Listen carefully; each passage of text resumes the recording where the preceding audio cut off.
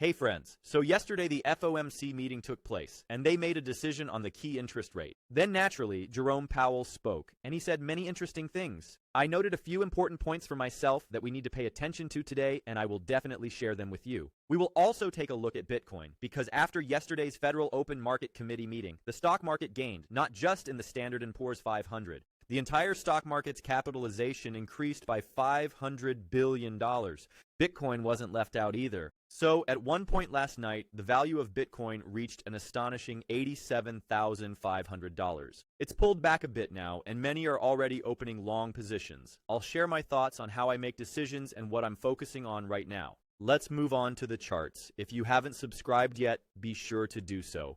Please don't just like the video, my dear friends. I strongly advise you to subscribe to my Telegram channel, which I recently started to ensure you don't miss important information and updates. Visit and subscribe. The link is in the description below this video. Here's my Telegram channel, Alex Crypto Felton. Feel free to join in and become a part of our community. Now let's get down to business, so I suggest we start. From Jerome Powell's speech, one moment.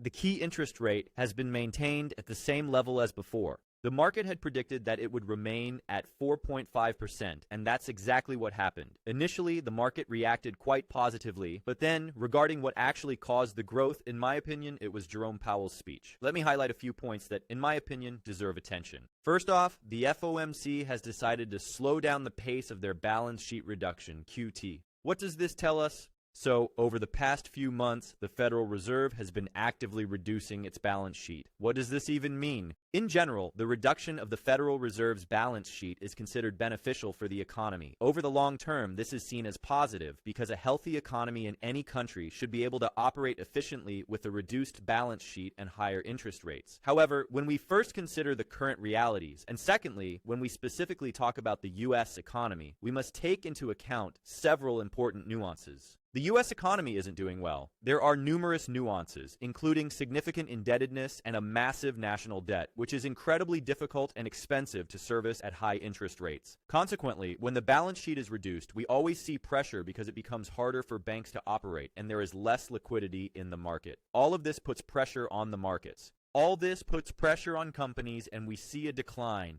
Accordingly, yesterday's comment on the topic of what they will do, specifically how they will not completely stop the reduction, but at least slow down the balance sheet reduction, is locally positive news because, essentially, the economy can breathe a little easier. However, it's important to understand the following nuance. Firstly, this is not a complete stop, and there was further commentary on the matter. Initially, Jerome Powell said one thing, but then he commented that we are still far from the level needed to stop the Federal Reserve's balance sheet reduction, meaning it is incomplete.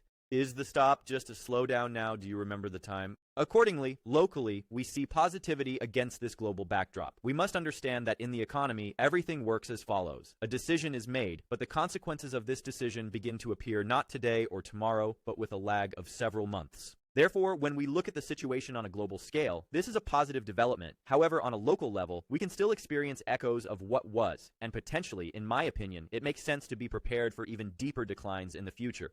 Let's talk about this again with you now and see what else is interesting, said Jerome Powell. Let's take a look. I've made a few notes. He said we don't need to rush the decision on the supply from the Federal Reserve System. We are prepared to wait for more clarity on the situation, and overall, the market is currently predicting this outcome for us, with the next decrease expected only in June. In general, as I mentioned earlier, guys, look, locally, until the month of June, we might experience some negative factors like these. And with the next decline, there's a high probability that we will see some positivity. However, I am also considering a scenario where Bitcoin, for example, behaves in such a way that it gradually declines to the range of $63,000 to $73,000 by the end of May or June. This scenario takes into account various market factors and trends that could influence Bitcoin's price movement over the coming months. Actually, this is the most important liquidity zone, and it's huge. Right here, we have a consolidation area. It correlates quite well now with the timing suggested, for example, by the FOMC regarding the rate cut. So I keep this particular scenario in mind locally and consider it in my analysis. Naturally, we see positivity regarding how much it actually makes sense to open long positions right now, right here and now. We will discuss the current levels with you further. Hey guys, just a quick note before we dive in. If you're involved in the crypto market, I think it's super important to choose reliable partners and use a quality exchange. Personally, I've trusted Bybit for years. So if you don't have an account yet, I recommend you give it a try. At the very least, check it out using my link and promo code below this video. You will get the best commission rates and up to $30,000 in bonuses on your first deposit. Come on in and sign up. This isn't financial advice, but for your overall growth, I definitely suggest giving this tool a try. All right, let's keep going. Now let's consider perspectives from specific positions.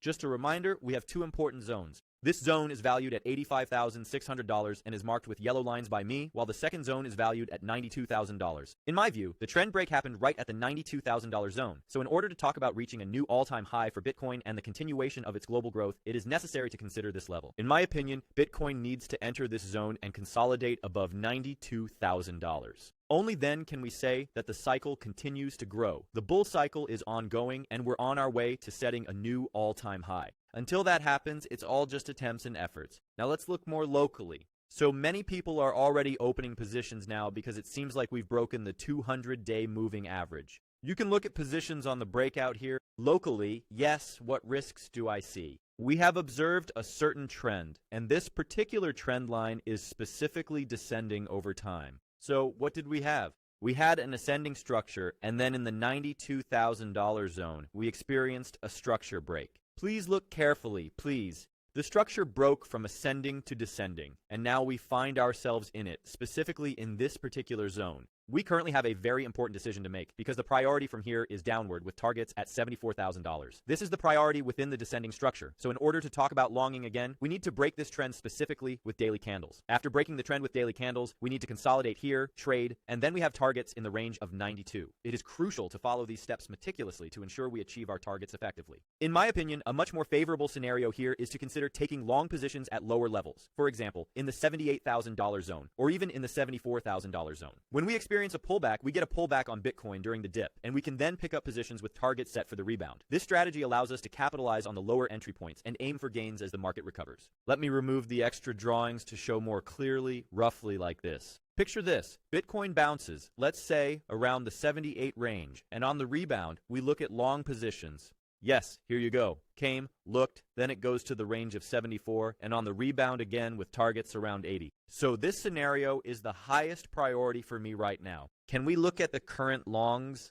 Yes, we can, but we need to keep an important point in mind. We seem to have broken the 200-day moving average. Please note that for now we have done this with just one candle so far.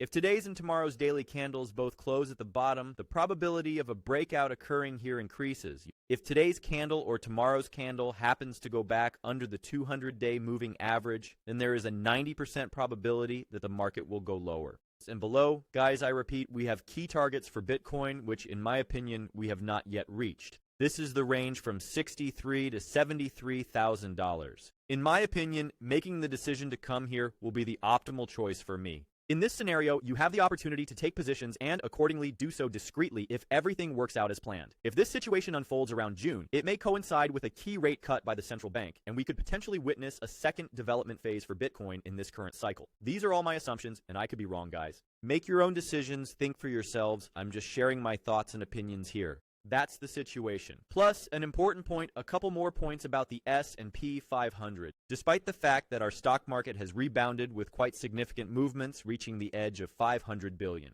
I remind you once again, the market experienced significant growth in just one day, literally. However, it is important to note that the S&P 500 reached a crucial support zone, then bounced back, and as of now, it is still trading below the 200-day moving average. And therefore, it can easily be a maneuver when we reach it and then proceed to test the lower levels. The next target for us is $5,200 for the S&P. When the S&P reaches $5,200, we will definitely see Bitcoin in the $70,000 range, and this all fits well into a good correction. Once this happens, we can expect the market to stabilize. Remember that when the S&P 500 index goes under the 200-day moving average, it usually tends to stay there for some time, typically for several months at the very least. Therefore, all this movement can happen not in a day, not in a week, and not even in a month. It could take 3 to 4 months, so I'm preparing for this and assessing my psychological state, taking various positions accordingly. All right, my dear friends, that's all you need to know today to make a profit in the market. Be sure to share your thoughts in the comments. If you found this helpful, make sure to subscribe to the channel and definitely give this video a thumbs up. This is very important to me. And of course, leave any comment, any support is really important to me as I'm just starting out. Wishing you all big profits, hugs. Until we meet again, songs.